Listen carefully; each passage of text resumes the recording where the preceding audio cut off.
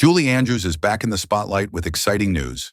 Her acclaimed production of My Fair Lady will return to the Sydney Opera House in 2026 to celebrate the musical's 70th anniversary. It's a full-circle moment. Julie Andrews, who originally starred as Eliza Doolittle in the Broadway debut in 1956, is now the guiding force behind the show's legacy. As the world rediscovers her iconic influence, it's the perfect time to look back on the extraordinary life of Dame Julie Andrews, a woman whose voice, grace, and resilience have defined generations.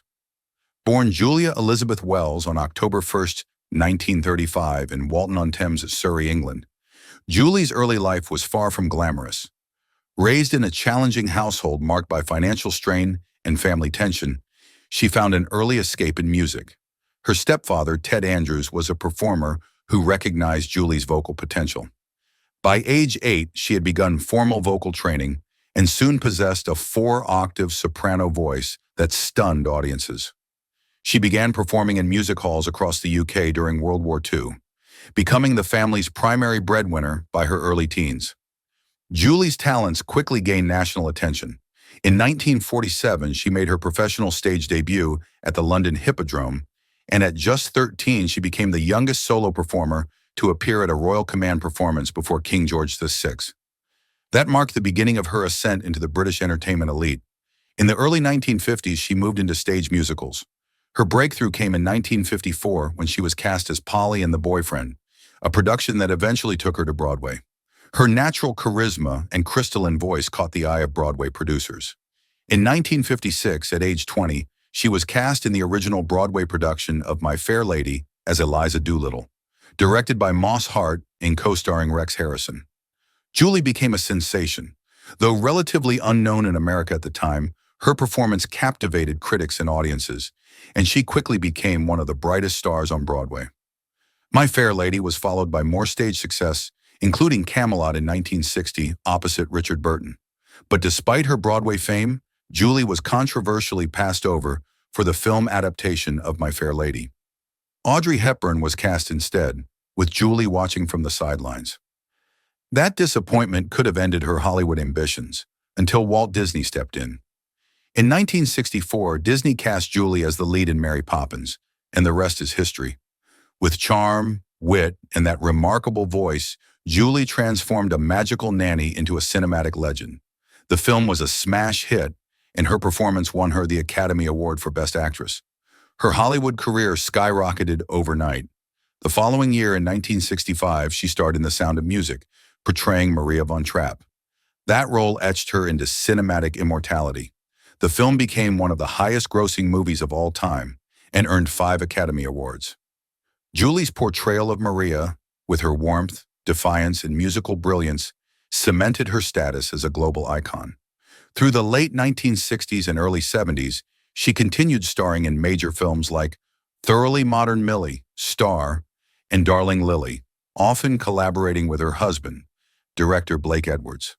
They married in 1969 and remained together until his death in 2010. Though her career experienced a downturn in the late 70s and 80s as musical films waned in popularity, Julie diversified, taking on dramatic roles, working in television, and writing children's books. Tragedy struck in 1997 when Julie underwent throat surgery that damaged her vocal cords. The operation robbed her of her singing voice, her signature instrument, and threw her career into uncertainty.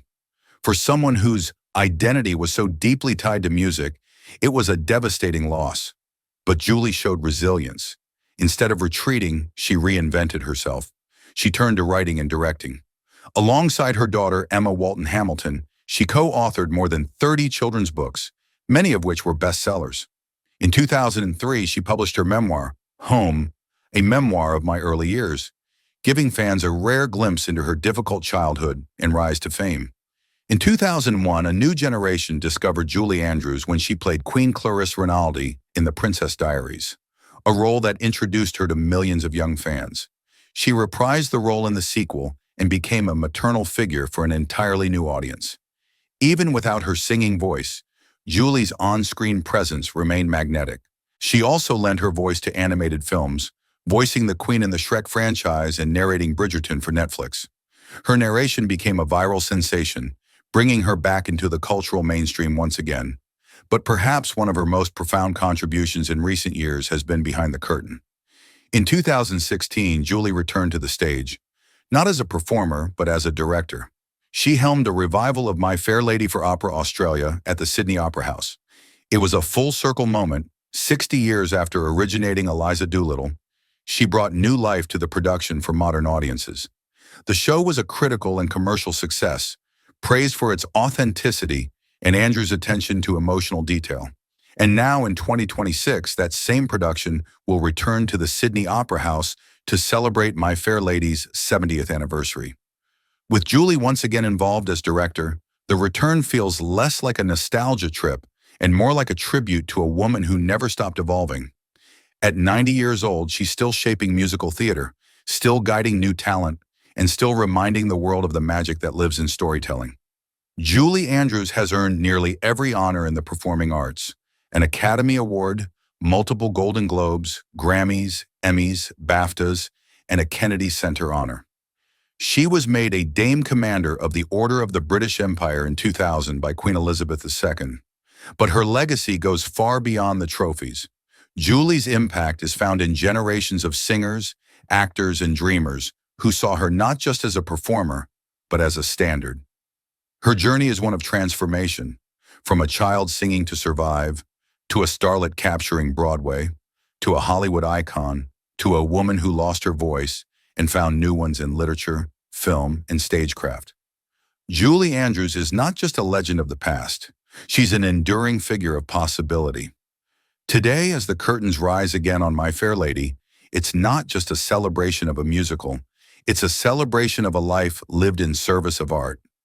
Julie Andrews, ever elegant, ever humble, continues to show that true greatness doesn't fade with time. It deepens. From Eliza to Maria, from Mary Poppins to Queen Clarice, from Broadway lights to the director's chair at the Sydney Opera House, her story is one of grace, reinvention, and timeless brilliance. And as we celebrate the return of My Fair Lady in 2026, we also honor the woman who gave it wings, Julie Andrews, a supernova in human form.